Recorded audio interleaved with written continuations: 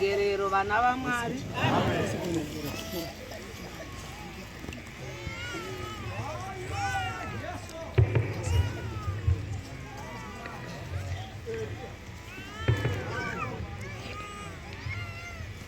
Ndini muprofitikazi maigurupira Stephen D. Kereke nevhangeri Madzika, mufundisi Mugwatsura, Bishop Muserepu.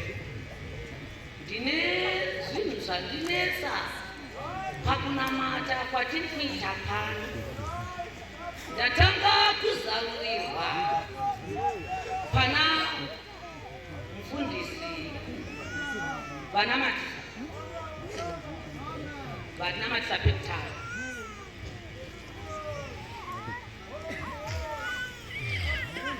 Ndashamiswa munhu waMwari, ndasimudzwa nesimba raMweya Mutsvene, ndanopinzwa mukati memusha wawakaberekwa,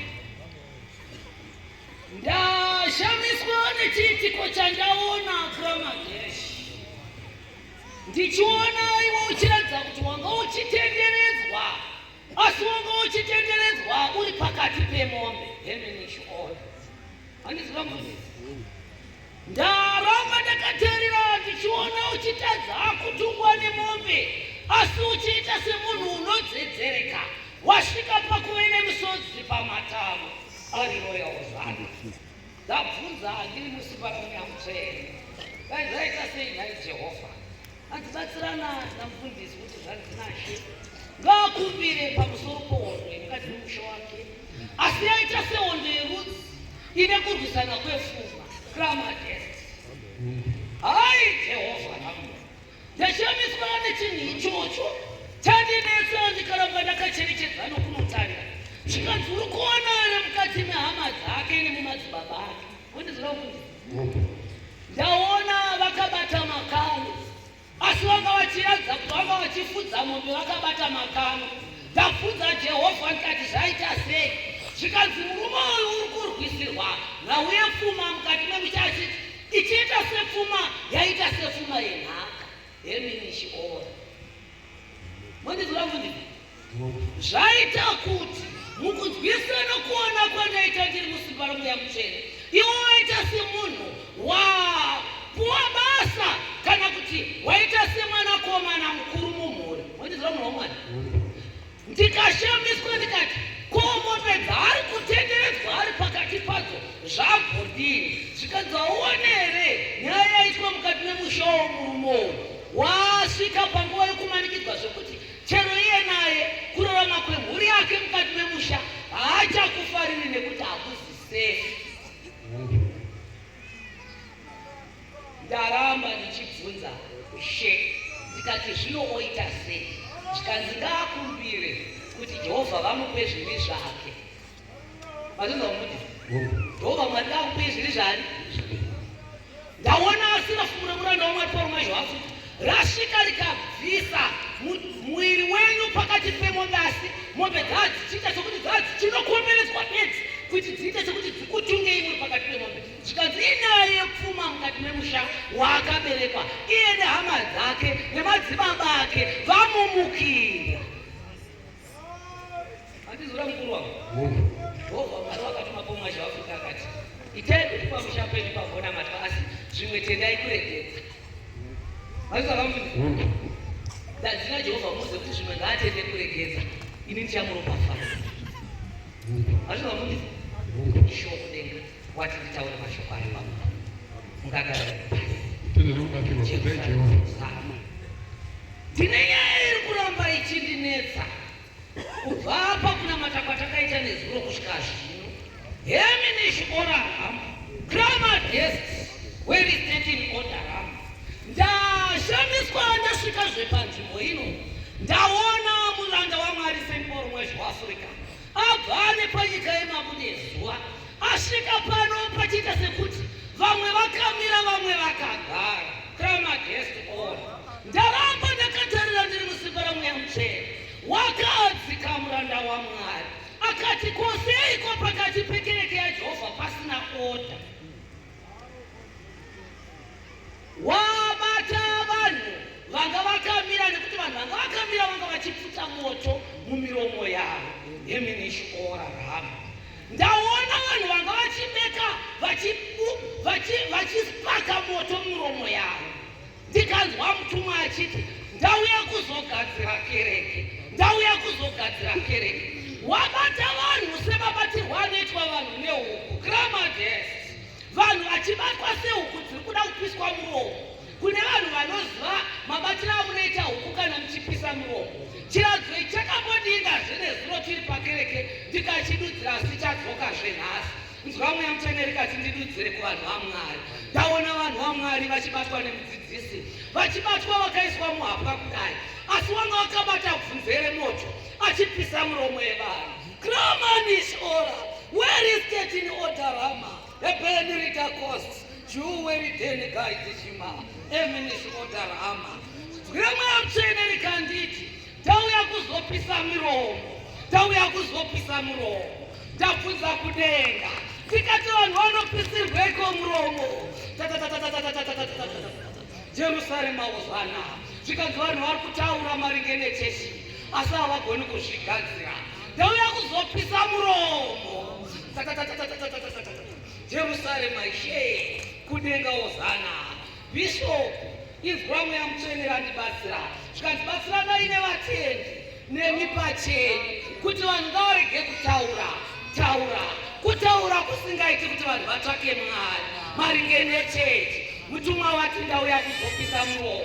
Vazhinji vangave nematambudziko pakurarama kweupenyu hwavo nokuda kwemashoko avanotaura pamusoro pechechi. Haleluya, haleluya. Mazvinzwa bishopu, inzwa Mweya Mutsvene riri kuramba richindigombedzera kuti nditaure manzwa aya kuvanhu vaMwari, nokuti vanhu vari kunzi vari kutaura asi muchisari kuti ini ndiripo, ndichiripo vana vababa vangu. Haleluya. Jehovha weIsraeri, kudenga hosana. Mubatsirana nevanhu vaMwari. Zvikuru Harare East Province, vanhu vaMwari vatye kutaura zvavasingazopedzi, varege kutaura zvavasingazoiti, nokuti Jehovha ari kuti ini ndini ndichazvigadzira. Ndati ndingopfudzawo mashoko aya pamberi pevanhu vaMwari. Kudzai Jehovha. Haleluya hosana. Ndina Mweya Mutsvene nditaure namai vanga vachiteurirwa pana. Hey Jehovah, hallelujah, Master, Your Majesty.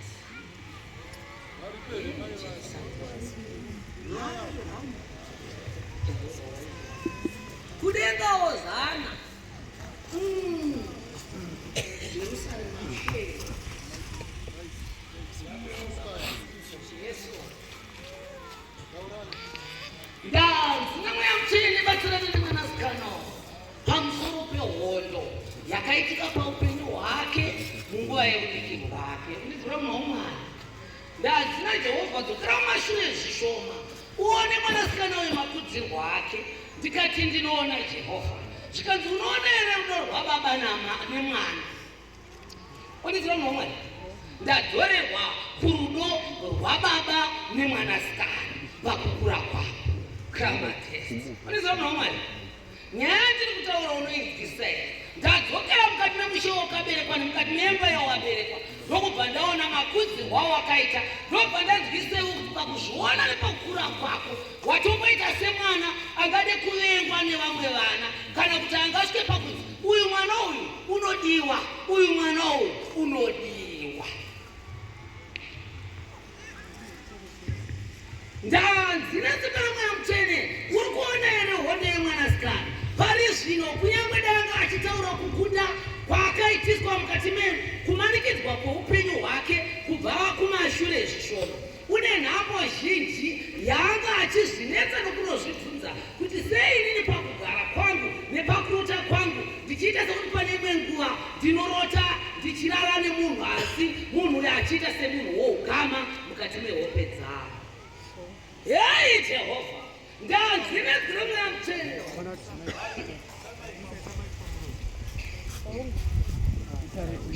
Jehovha. Taurisai. Ndadzine shoko raMweya Mutsvene.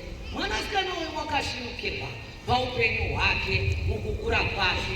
Zvaamboda kuti mukukura uko kumashure zvishoma ndasvitswa panzvimbo yakaita sekuti pane mashopu kunge pagrowth point. Wondiziva munhu waMwari, ndokubva ndatodzidzisa kuti waita semunhu wada kumboita sekunoti garei, handizive kuti ndiani wako anga achiita sekuti ada kumbogara newe panzvimbo inenge pamagrosa kuita kunge pagrowth point. Ndenichioraka paudiki hongu Jehovha waIsraeri. murovi Ndashamiswa ndichiona uri panzvimbo iyoyo wada kuita sekuti pakuzonoti yaruke zvishoma.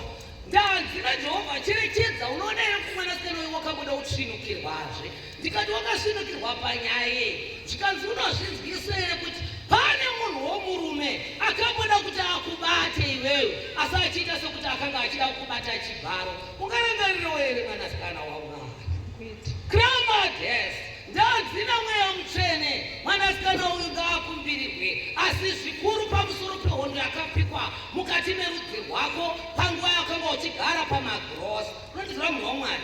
Panguva yakanga uchigara pamagrosa, ndaona iwewe mwiri wako uchiita sekuti wazara nyora mukati memuviri wako, asi munhu wanga uchigara naye achiita semunhu wakanga achizikanwawo panhau dzokuita sekuti anogona kubatsira vanhu.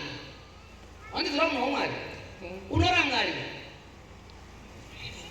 zvakanaka. Kudenga ozana ndadzina mweya mutsvene ngaabatsirwe mwanasikana uyu pamusoro pekushandiswa nemunhu wemukati merudzi rwake, asi atori munhu weropa rako, ari munhu wechirume anogara achikuinga kuhope dzako, achikushandisa semunhu womukadzi. Wandiziva munhu waMwari?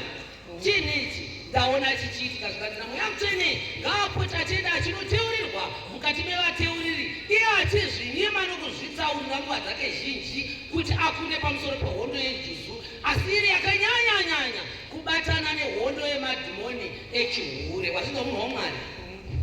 Kudenga kwandinadza chinhu chakadaro. Murume wako ari kupi? Ndanzinashe unokumbira kuti imba yako imire zvakanaka. Wanzwa munhu waMwari?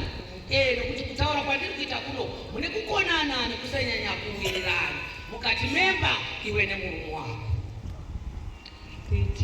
Kudzai Jehovha.